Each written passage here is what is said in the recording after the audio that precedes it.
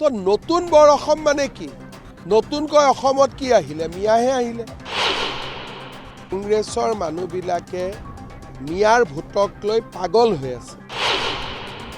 নতুন বৰ অসম শুনি মই আজি ৰাতিপুৱা মোৰ মূৰটো গৰমে হৈ গ'ল। আমাৰ সত্ৰ দখল কৰিব, আমাৰ মাটি দখল কৰিব, লাভ জেহাদ কৰিব, ফাৰ্টিলাইজাৰ জেহাদ কৰিব। তো আমি নকৈ পেলাই কি কৰিম? কংগ্ৰেছৰ মানুহবিলাকে মিয়াৰ ভোটক লৈ পাগল হৈ আছে। তেওঁলোকে নতুন এটা শ্লোগান দিছে, মই এইমাত্ৰ ৰাতিপুৱা পঢ়ি আহিলোঁ, আগত দেখা নাই, নতুন বৰ অসম। তো নতুন বৰ অসম মানে কি?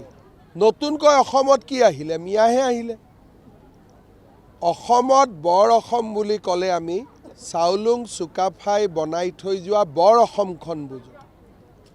এতিয়া তেওঁলোকে ক'লে নতুন বৰ অসম। কেতিয়াবা আমি নতুন অসম নিৰ্মাণ কৰিম কওঁ আধুনিক অসমৰ কাৰণে, কিন্তু বৰ অসম বুলি ক'লে চুকাফাক বুজা যায়, আৰু নতুন বৰ অসম বুলি ক'লে কাক বুজা যায়? তাৰমানে নতুনকৈ অহা মিয়াবিলাককো তেওঁলোকে এতিয়া অসমীয়াৰ যিটো আমাৰ এটা সীমা, তাৰ ভিতৰত সোমোৱাব খুজিছে।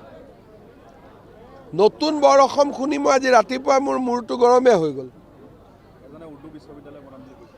মই ক'লোঁ নহয়, তেওঁলোকৰ লক্ষ্যটো কি?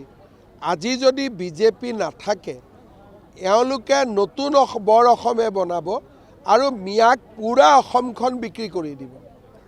তেওঁলোকে কয় হিমন্ত বিশ্ব শৰ্মাই মিয়া মিয়া কৈ থাকে। আৰে নকৈ কি কৰিম?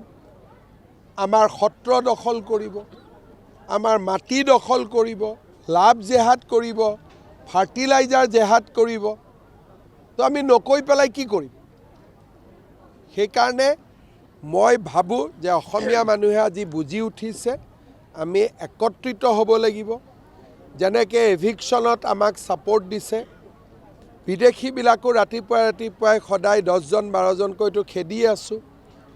এতিয়া যিহেতু সুপ্ৰিম কোৰ্টে ডিচিক অধিকাৰ দিলে বিদেশী খেদা, ভৱিষ্যতে বিদেশী বহিষ্কাৰণো বাঢ়ি গৈ থাকিব।